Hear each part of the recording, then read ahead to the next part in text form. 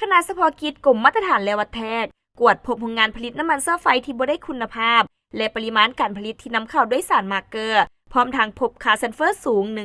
1,331 ppm เกินมาตรฐานที่กำหนดรายงานนี้ข่าวน้ำมันเสื้อไฟนับว่าเป็นประเด็นฮ้อนที่สังคมให้ความสนใจหลายที่สุดเนื่องจากการคุมเข้มของเจ้าหน้าที่ในการติดตามกฎกาเป็นปกติและต่อเนื่องล่าสุดในตอนเช้าวันที่ 4 เมษายน 2026คณะรับผิดชอบคุ้มครองคุณภาพน้ำมันเสื้อไฟพร้อมโดยห้องการคุ้มครองคุณภาพและคุ้มครองมาตรฐานน้ำมันกรมมาตรฐานและวัดแพทย์ได้ลงกฎกาโรงงานเป้าหมายแห่งหนึ่งอยู่เขตเส้นทางเลขที่ 13 ไตนครหลวงเวียงจันทร์ที่สงสัยว่าเป็นแหล่งผลิตน้ำมันบ่ได้มาตรฐานผ่านการกฎการตัวจริงพบว่า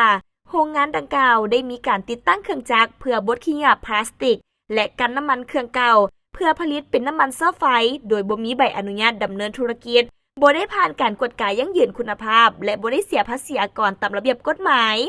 นอกนั้นในสถานที่ดังกล่าวยังพบน้ำมันที่ผลิตสำเร็จรูปแล้วจำนวนหลวงหลายเพื่อเตรียมจะนำไปจำหน่ายตามปั๊มน้ำมันทั่วไปผ่านการวิจัยพบว่าน้ำมันดังกล่าวมีค่าซัลเฟอร์สูงถึง 1,331 ppm ซึ่งเกินมาตรฐานที่กำหนดไว้หลายเท่าตัวถ้าการนำใช้น้ำมันที่มีค่าซัลเฟอร์สูงจะส่งผลกระทบโดยตรงต่อเครื่องจักรเส้นเห็นให้เครื่องจักรเปื้อนไว้อะไหล่และชิ้นส่วนต่างๆของเครื่องจักรสุดโทรมไว้เกิดมีควันดำหลายและอายุการใช้งานของเครื่องจักรสั้นลงต่อปัญหาดังกล่าวเจ้าหน้าที่ได้ยึดของกลางและดำเนินมาตรการตามระเบียบการพร้อมนั้นก็ได้แจ้งเตือนมายังพ่อแม่ประชาชนและผู้สมใช้ให้มีสติในการเลือกซื้อน้ำมันหากพบเห็นความผิดปกติหรือสงสัยแหล่งผลิตที่บ่ถูกต้องสามารถแจ้งได้ที่สายด่วน1513เจ้าหน้าที่เชี่ยวชาญด้านคุณภาพน้ำมันเสื้อไฟยังให้ฮู้ตื่นว่า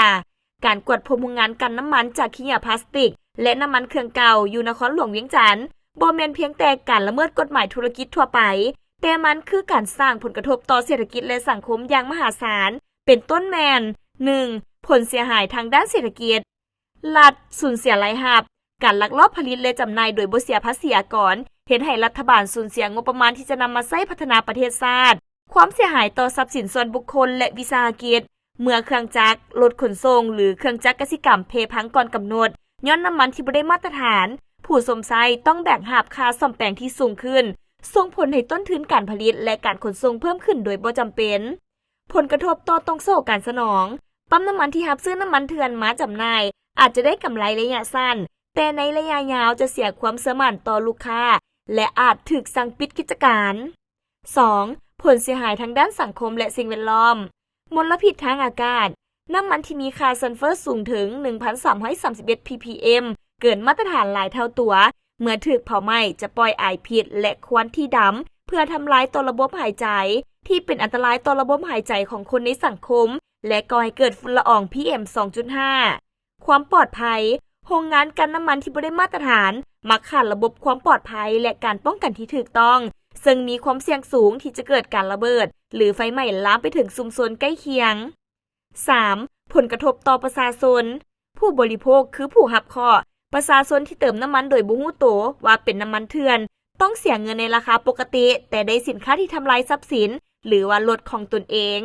สุขภาพการสูดดมควันพิษจากการเผาไหม้น้ำมันที่บ่สะอาดในระยะยาวส่งผลเสียต่อสุขภาพของทั้งผู้ขับขี่และผู้ที่อาศัยอยู่แคมทาง